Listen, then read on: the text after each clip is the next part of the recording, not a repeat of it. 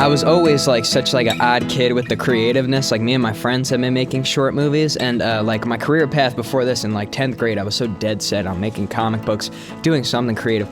I knew I'd end up here, but the difference about this is it's professional. It's very professional. This is what I want to do. I love this. I love every second of it. It's the best thing.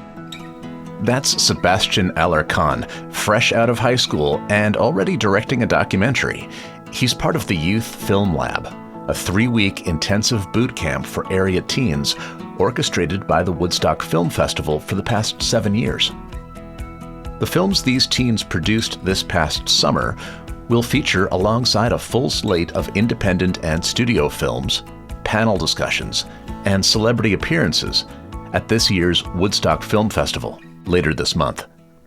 In July, I checked in with this year's youth filmmakers at a large studio space just off Broadway in Kingston, New York, where 3 production teams made 3 short films with the guidance and mentorship of professionals in the field.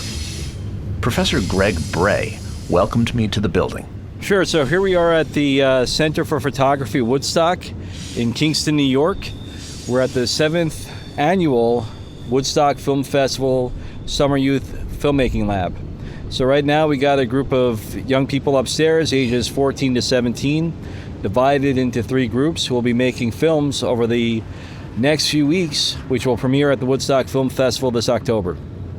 My name is Gregory Bray. I'm an instructor at the Woodstock Film Festival Youth Filmmaking Lab and an associate professor of digital media and journalism at SUNY New Paltz. Come on in, let's take a look. Behind the door and well insulated from that passing freight train, 3 teams were deep in collaboration on 1 narrative film and 2 documentaries. Editor Rivi Spitzberg and director Josephine Griggs spoke about their documentary titled Search for Expression. I'm Rivi Spitzberg. This is my 2nd year with the program. I do kind of audio and editing. What are your hopes for this film? My hopes for this film is that it's good and that I'm proud of it and that I have fun time doing it, and I have had a fantastic time. So you just prompted your friend with a question. It seems like you're a natural interviewer. Tell me who you are and what your role is in this production.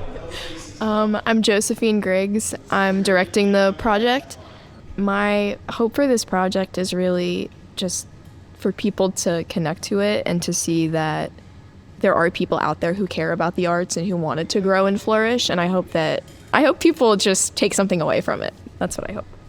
And let's backtrack. What is the project? So it's a documentary about the importance of the arts and how they connect to our development and healing processes, also the accessibility of the arts. Here's an interview clip from that documentary with a creative arts therapist. Because we are working in nonverbal modalities, we're working with creative therapeutic interventions, we are providing avenues of access to express and heal unspeakable trauma. The music under that interview was a topic of conversation the day I visited the crew. Not incredibly noticeable because we want to focus on the people in the documentary. But I don't want to say elevator music. Something maybe not anything like really electronic and poppy. Jazzy. That's what I was thinking. I want a saxophone and a bass. That's what I want. It reminds me of SNL. Well, my name is Megan Sperry, and I'm the program director for the Woodstock Film Festival Youth Film Lab. And so my job is to oversee the entire program. Before the lab begins, I meet with the students to do a brainstorming session, and that's when we kind of just like throw all of our ideas and all of the things that they're thinking about like at the wall, and then as a group we kind of focus that down into like 3 different project ideas. So this year the 3 project ideas were the one that you just spoke to them about, which is a documentary about how the arts can help with healing and issues for teens, whether it's mental health issues or just therapy in general, different types of practices that help with healing and the arts. There's another documentary that's being made right now by another group who's actually out in the field filming an interview at the moment about homelessness in Kingston. And then the third project that's in production right now is a narrative film. This idea of how social media has an impact, not just on a teen's identity, but also on their mental health.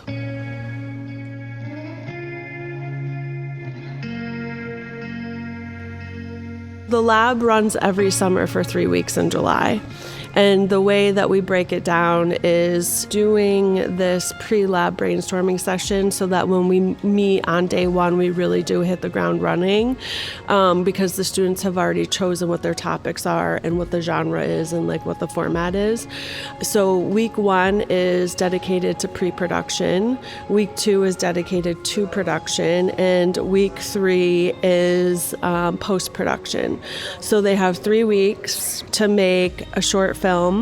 We usually do a friends and family screening right after the program wraps, and then the films premiere at the Woodstock Film Festival in October.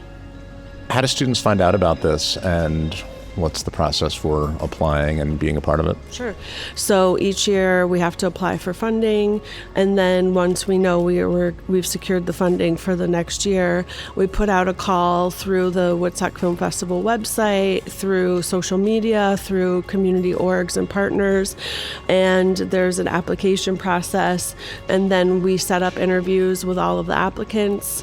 We only have funding for up to 15 spots for students. And so then from there, we'll make our decisions and we'll tell the students who's going to be joining us. Is there tuition? It's a free program. The funding that we get supports a free program. And we also offer free lunch every day for the students.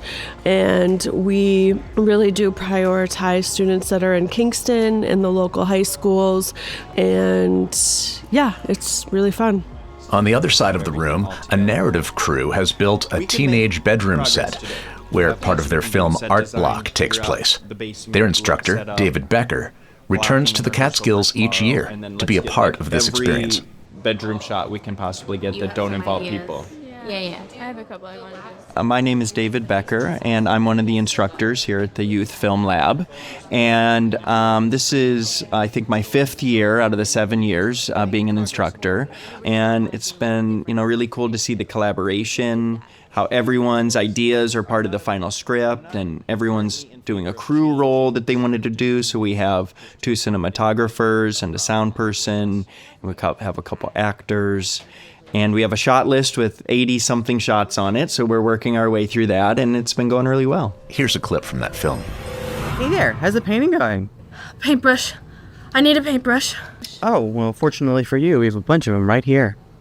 By the way, I saw some of your work on social media. It's really great. I love it. I worked for many years at the Woodstock Day School, and I'm a documentary filmmaker. I've worked with the Woodstock Film Festival and had films in the festival, and so I don't live in the area anymore, but this is a great way for me to spend some time back in the Catskills area every summer. Also, you should know that, so David is living in Las Vegas now, and every year I'm like, please come back, and he comes back. He does a fun little thing where he camps every night at North-South Lake. Yeah, so I've been driving from Kingston up to North-South Lake every night, and I have a tent, camping stove, and I've been setting up and sleeping at North-South Lake every night. So it's been great. Last year it was kind of a test run. I did like a few nights camping, and it went well. So I was like, this year I'm all in, and I'm just kind of up on the mountain every night, and I've seen bears a couple times. Saw a beaver yesterday. Several turkeys, so making movies during the day and hiking and hanging out at the campground at night. So, it's been nice. David's not the only instructor who schleps cross-country to participate in the film lab. Saskia Madliner took a job in Nevada, but she negotiated for this time well in advance. It's in my contract at my salary job that I always have 3 weeks off in July to do this because I love it so much. And I really get along with the other instructors. I have a full-time job in startup and tech, which is new for me because I've been doing film for 12 years as a science documentary filmmaker. And I was super excited about having access to this generation, especially. Like, I feel like my generation has failed the world, and I feel like they feel that way. So I'm a millennial, and I like Gen Zers, and I wanted more access to them. Creating something over 3 weeks with them, it's such a great way to get a window into their world. And I hope vice versa, but I like seeing how they function and think. That's huge for me. And tell me a little bit about the project that your team is working on here at the Film Lab. They wanted to explore the houseless situation, specifically in Kingston, because they see it every day. Some of the kids really live near Broadway or go to Kingston High, and they see a version of it every day.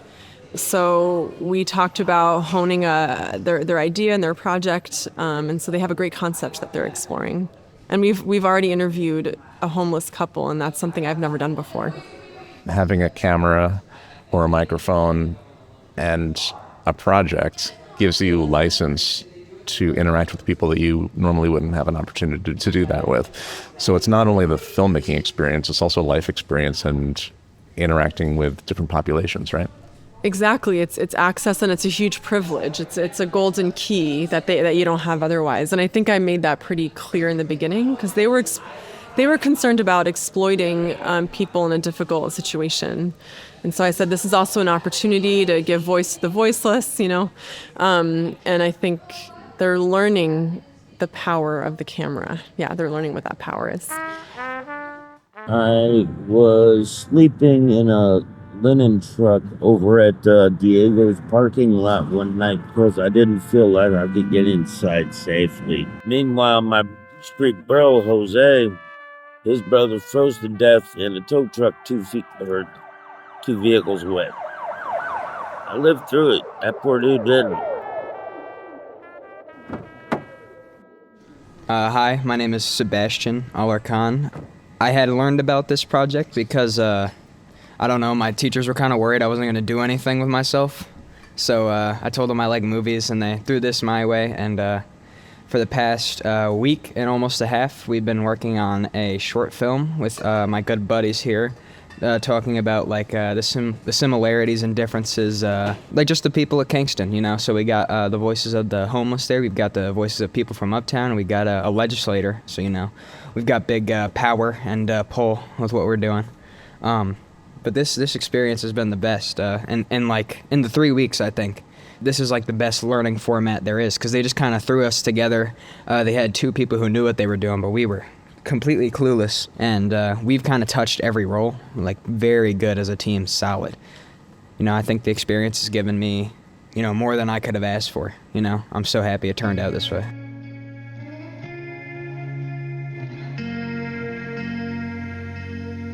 I was always like such like an odd kid with the creativeness. Like me and my friends have been making short movies, and like my career path before this in like 10th grade, I was so dead set on making comic books, doing something creative.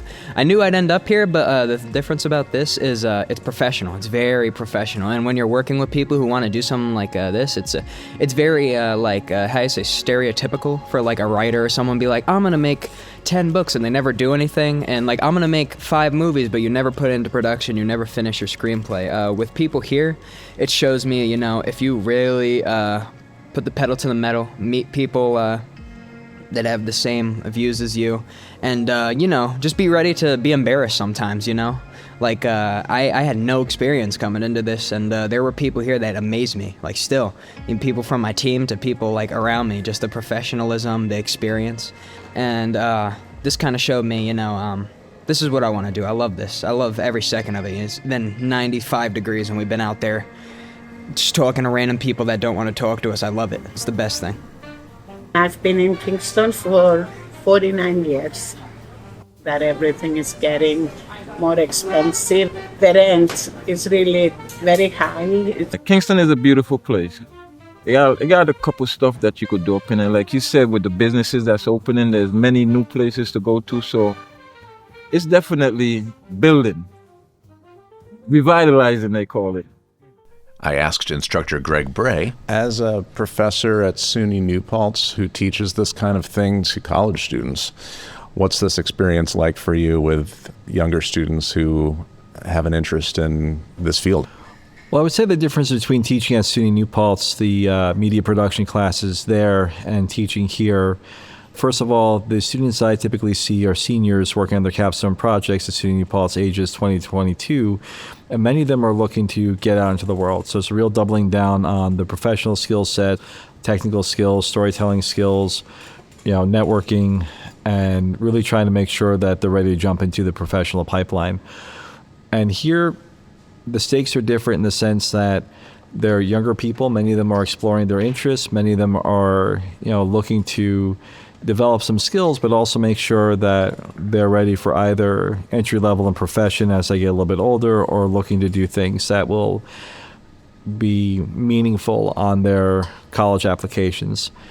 And the other piece of it, since we have 3 weeks intensive where it's just us without sort of like the overhead that one would expect at a college, you get to really spend time almost in like a camp kind of setting to really learn about each individual student, their passions, their interests, their careers, what they're hoping to do, and help them develop in that direction. And another thing, these films are premiering at the Woodstock Film Festival. So even though the folks around the table are ages 15 to 18, their work is going to be screened at an industry festival in October. So with the various levels of experience that these young people have, which is certainly different than what our college students have, the expectation is that there is going to be a professional looking and sounding product on the screen that tells a good story, connects with the community, and really furthers a conversation. I would just like to add also that because this is our 7th year doing the program, we've actually had students that started with us in the beginning that have actually gone through college and are now out in the field working. Some of the students that have gone through this program have used the pieces that they've made in this program as part of their portfolio. And so now we've had alumni that have gone to NYU or SUNY Purchase, Ithaca College, Bard College to go on to study film. So they've continued after they've done the program. Students like one of this year's teaching assistants, Quinn. My name is Quinn. I'm one of the TAs here at the camp. We're just kind of helping the group produce the film, whether that's in the filmmaking, the cinematography, some of the audio work, to kind of help the students out and get a film that we're all proud of. So as TA, that's telling me that you have probably gone through this program as a student. So, how is this experience different? Absolutely, yeah. So this is my 3rd year being in the camp in general, 2nd year as a TA. My 1st year was a great experience, just opening up to the documentary film world. I'm more used to narrative work, but having that experience of telling a real-life story with people who want to share their experience and working with a group who's wanting to tell a story. I mean, it's very similar to narrative work in that way, but it's just more authentic because it's real stories you're telling. And then from there, I kind of got addicted. Then I got the opportunity to help out as a teacher's assistant, which I couldn't say no to. And then just from there, I've loved doing it. My 3rd year. I'm going to college in the fall, Savannah College of Art and Design, so a little ways away, for film and visual effects, so kind of post-production work. But I'll definitely be sure to stay connected to this group and do this again because it's an unforgettable experience. It's really valuable.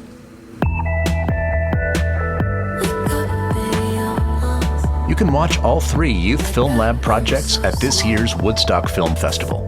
See the full schedule at woodstockfilmfestival.org. CatsCast, the Catskills podcast, is a bi-weekly production of Silver Hollow Audio. Support comes from these local sponsors.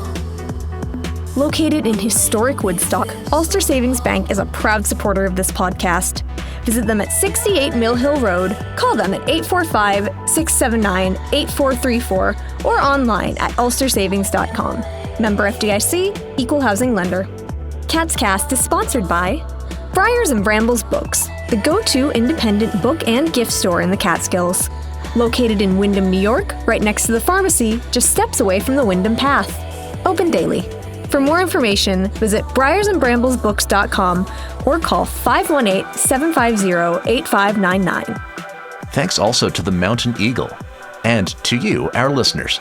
If you want to support the show or to get in touch with me, the producer, head over to catscast.com, where you can also search and listen to our entire archive of shows.